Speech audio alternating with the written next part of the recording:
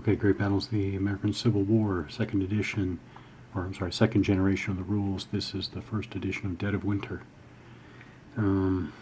Looking at the sequence of play, initiative determination, the action phase.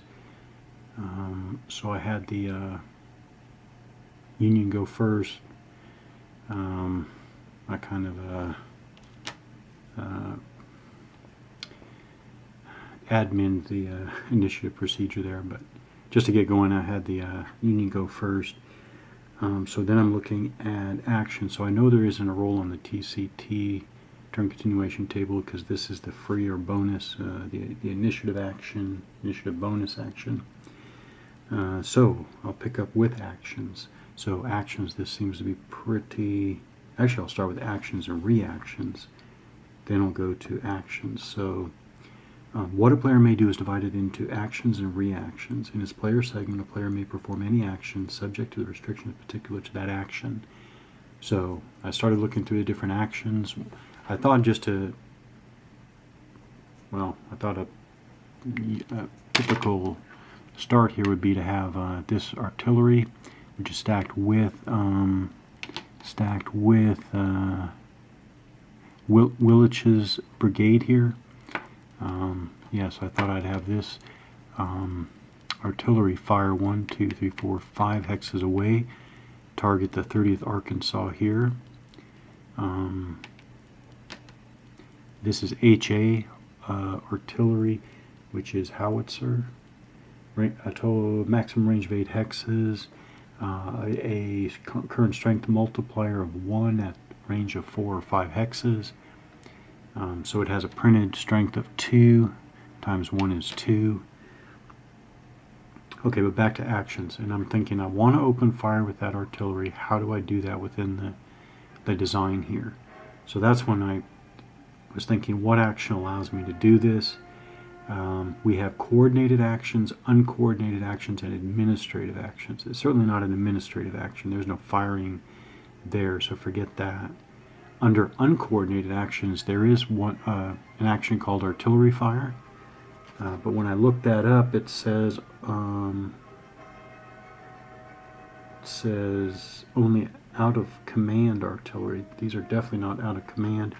Uncoordinated actions apply to individual units or to stacks of units of the same type in the same hex that are out of command. If a unit is in command, it may not perform any uncoordinated action. So I don't think that applies to my artillery here. So then I go back up to the coordinated actions, the last of the 3 broad types. And under coordinated actions, we have things like brigade movement, division movement, brigade fire, brigade formation change, brigade facing change, brigade assault, and divisional assault. So I thought that if it applies under brigade fire, all in command units, so all these units are in command, I believe, for Willich. So he's got all these infantry regiments and the 2 artillery stacked with him. So I think they're all in command. Willich has a command range of 4, so all of his units are easily within his span. Plus any, so it says all units, all in command units, including attached artillery of a brigade, may fire. Disorder pinned or routed units may not fire. There is no division fire. Okay, that's it for under this brigade fire action. So I'm going to go ahead and say this is a brigade fire action.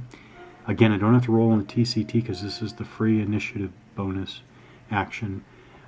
So I thought I'd go ahead and fire. Now what I did is I was curious how many times until I got a result. I rolled twice with no result, and finally on the 3rd roll I got a 5, which would be a result. I'm not going to play that. I'm going to say that I got the no effect. But I was still curious how to play it. So if I got a 5, that was a D result. And a D result meant that the defender, 30th Arkansas, would conduct a morale check. I rolled twice. The first time he passed, second time he failed. So you want to roll equal to or less than the morale. 30th Arkansas has a morale of 4 there in the center right. Again, he passed on the first time, he failed on the second. So I was just curious how many times it would take. So it took twice to fail, but I'm going to say he passed because the first time he passed. Then, actually, let me stop here and go back to actions and reactions. So, before performing a given action, remember I did brigade fire here, a player must first consult the turn continuation table to determine whether or not he can perform the action. The exception, of course, is the bonus action that I'm doing now. Reactions may be undertaken at any time when triggered by the opposing player's actions. So I'm assuming that this artillery fire can prompt a reaction by the 30th Arkansas if otherwise eligible. So now we go to actions. You know, I'm curious about... Well, I guess I'll get to reactions because we did an action first. So now we'll talk about actions specifically. Any number of actions may be undertaken by a player in his player segment of the action phase. The only limitations are the player segment duration as well as the eligibility of units to perform the desired actions. Now certain actions require a unit to be in command, so then we talk about that. Otherwise it is out of command. Command status is determined at the time of the TCT die roll and lasts for the duration of the action. I think that's significant. Types of actions. Again, there are the three broad categories. Each category has a number of actions. Boy, this isn't, well, on the one hand, it's a nice variety of actions. We basically have actions A through W, alpha through whiskey. But on the other hand, you can think of it as actually breaking down all of your normal or expected game functions and calling them actions, right? So you have all the brigade and division movement and fire and assault, and then you have change formation, change facing, leader movement, rallying, field promotion, resupply, construction, detach, reattach, activation. I wonder what that is. Activating reserves maybe, and then coordinated admin action. So looks all very interesting. I'm just scanning it right now, but it all looks very interesting. So then we have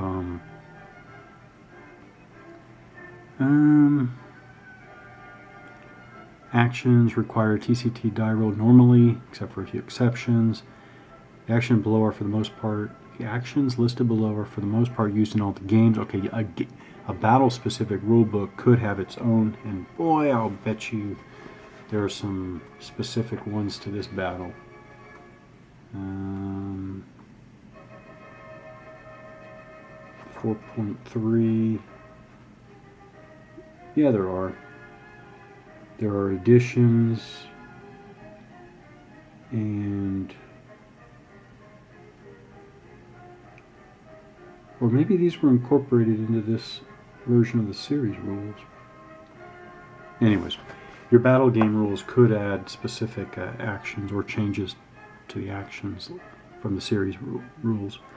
Alright, so then we have the coordinated actions. Now let's go to reactions, because this is what I figured maybe I could do. Reactions occur in the response to the opposing player's actions, and sometimes reactions, that is withdrawal fire, is a reaction which can be formed in response to withdrawal before melee reaction. Wow.